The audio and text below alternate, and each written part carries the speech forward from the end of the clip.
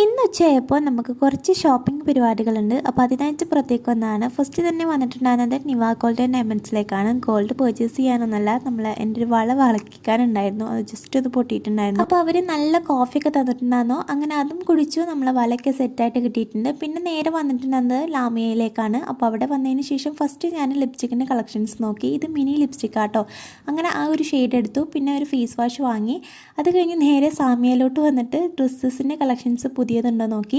അപ്പോൾ സനു ഹിസൂനും അവൾക്കും പർച്ചേസ് ചെയ്യാൻ വേണ്ടിയിട്ട് സെക്കൻഡ് ഫ്ലോറിലേക്ക് വന്നിട്ടുണ്ടായിരുന്നു. അപ്പോൾ അവളെ അതങ്ങനെ സെലക്ട് ചെയ്തുകൊണ്ടിരിക്കുകയാണ്. അപ്പോൾ ഞാൻ വീണ്ടും താഴേക്ക് ഇറങ്ങി വെസ്റ്റേൺ വെയേഴ്സിൻ്റെ കളക്ഷൻസ് നോക്കുകയാണ്. അപ്പോൾ നല്ല അടിപൊളി കളക്ഷൻസ് ഉണ്ടായിരുന്നു. ഒന്ന് ട്രയൽ റൂമിൽ കയറിയിട്ട് ട്രയൽ ചെയ്തൊക്കെ ചെയ്തിട്ട് പിന്നെ നമ്മൾ പർച്ചേസിങ് കഴിഞ്ഞ് നേരെ വരുന്ന വഴി ഒരു ചിക്കൻ റോളും അതുപോലെ ചായയൊക്കെ കുടിച്ചു.